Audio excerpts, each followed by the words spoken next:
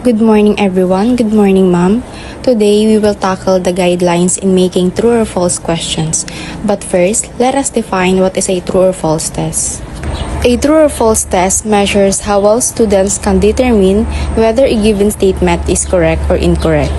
It uses simple declarative sentences that students must label as either true or false based on their knowledge.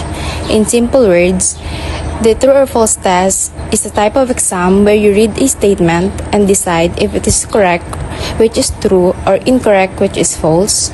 It checks how well we can recognize facts or understand information. So moving on to suggestions for writing true or false.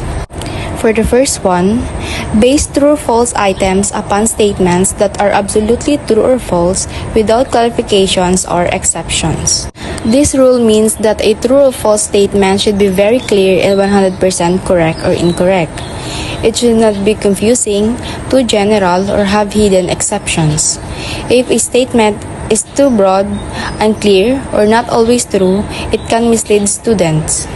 Like for instance here in undesirable, nearsightedness is hereditary in origin.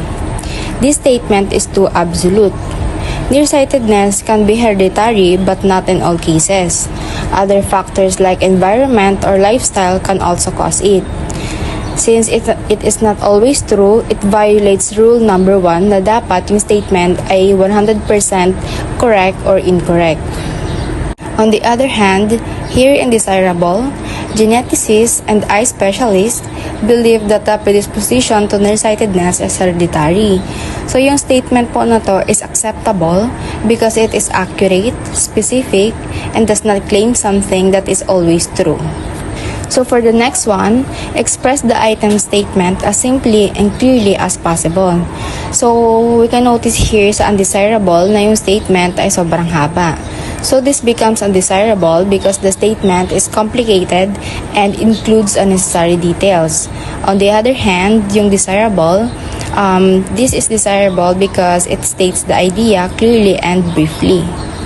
So for the rule number 3, express a single idea in each test item.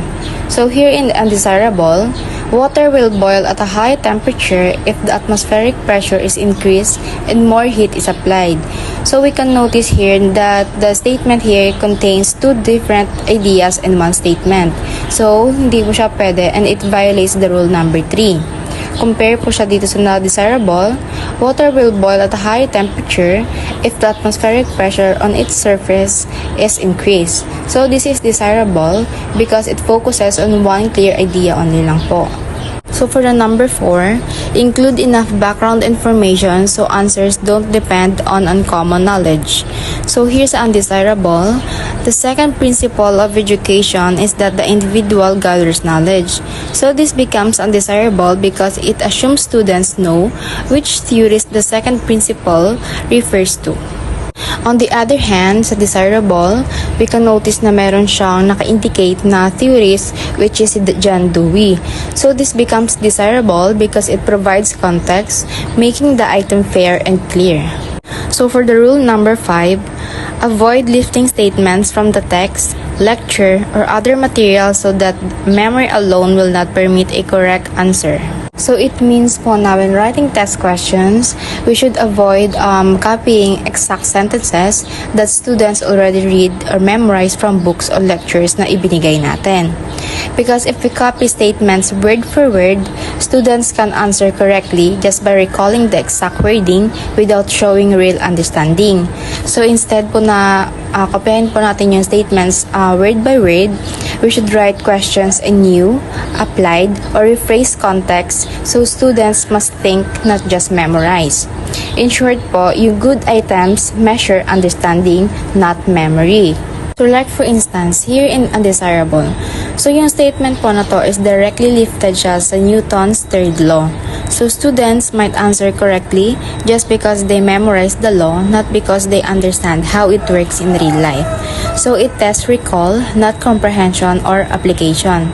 On the other hand, yung desirable, yung statement po na to is not lifted from the book, it has an everyday scenario. So students must apply the idea of action to reaction to explain what happens. So this tests understanding and application po, not just memory of the definition. For the next one, avoid using negatively stated statements. So here, it means na we should avoid phrasing the statement negatively to prevent misinterpretation and double negatives which confuse the test taker. So yung mga negatively stated items po kasi, it increases the cognitive load required to understand the question, making it a test of reading comprehension rather than subject knowledge. For the number 6, avoid the use of unfamiliar vocabulary. So this means that we should use clear common language that is accessible to all students. Kung mapapansin natin sa example na ng undesirable, gumamit siya ng French phrase na raison d'etre na kung saan yung English word translation niya ay justification. So dapat po nating iwasan to. Because testing should focus solely sa subject matter content, not on the student's background knowledge sa foreign terminology. For the number 7, avoid specific determiners such as never, always, none, some, may, and etc. So for this rule, we should avoid using absolute or specific qualifiers because items containing specific determiners often test the student's ability to spot the qualifier rather than understanding the underlying concept. For the rule number 8, direction should indicate where or how the student should mark their answer. So clear directions ensure that student errors are due to lack of knowledge rather than misunderstanding the test-taking mechanics. Rule number 9, construct items that measure important objectives. So this means po na yung statements should focus on assessing core concepts and essential learning goals rather than minor facts or trivia. For the last one, approximately half of the statements should be false. So with this rule, the proportion of true and false answers should be roughly balanced to prevent students from guessing based on a pattern or unequal distribution of answers. So is meron tayong 11 guidelines in making true or false questions. Number 1, avoid writing a very long statement. Items should be concise to prevent misinterpretation and reduce the reading load for the respondent. So, meron po tayong bad and good examples. Number 2, avoid trivial questions. Question po should be focused on important concepts or objectives rather than insignificant details. Kung makikita nyo po dito sa ating bad and good example, sa bad example po is, nandito yung trivial concept na questions, and sa good example naman po is, important concept naman po yung kanyang questions. Number 3, it should contain only one idea in each item, except for showing relationship between cause and effect. Each item po should test a single concept to avoid confusion and ensure accurate assessment of knowledge. So, dito naman po sa ating bad and good example, sa ating bad example po is the capital of France is Paris and the Eiffel Tower was completed in 1889. So, makikita nyo po dito sa ating bad example is meron siyang two ideas which is hindi siya pasok in making guidelines for true or false questions. And dito naman po sa ating good example is meron lang po siyang one idea. Number 4, it can be used for establishing cause and effect relationship. The format is suitable for questions designed to assess understanding of causal links between events or concepts. Number 5, avoid using negative or double negatives. Negatively phrased questions can be confusing and lead to incorrect answers, so positive phrasing is preferred for clarity. Number 6, avoid specific determiners such as never, always, none, some, may, etc.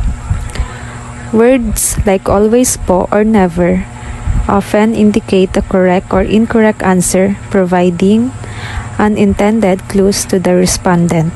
So dito naman po sa ating example is makikita nyo po sa bad example yung word na always, which means hindi siya pasok in making guidelines for true or false.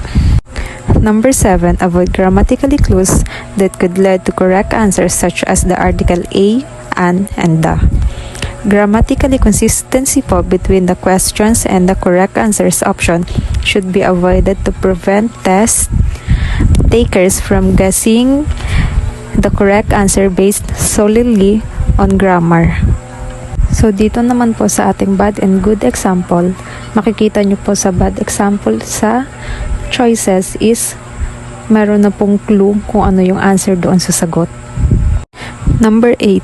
Avoid statement directly taken from the textbook. Items should require the application or understanding of a concept rather than simple rote memorization of textbook wording. Number 9. Directions should indicate where or how the students should make their answers. So dito naman po sa number 9 is kailangan clear instructions are necessary so respondents know exactly how to record their answers. So ito po yung ating example. Circle the letter corresponding to the correct answer on your answer sheet. Number 10. Construct items that measure important objectives. Every item po should align with the learning objectives or goals of the assessment. So here naman po sa ating example, if an objective is students will be able to calculate the area of a rectangle, a question po should ask for that calculation, not for the definition of a rectangle. Number 11. Avoid placing items in a systematic order. Randomizing the pattern of correct answer prevents respondents from identifying a predictable pattern and guessing correctly.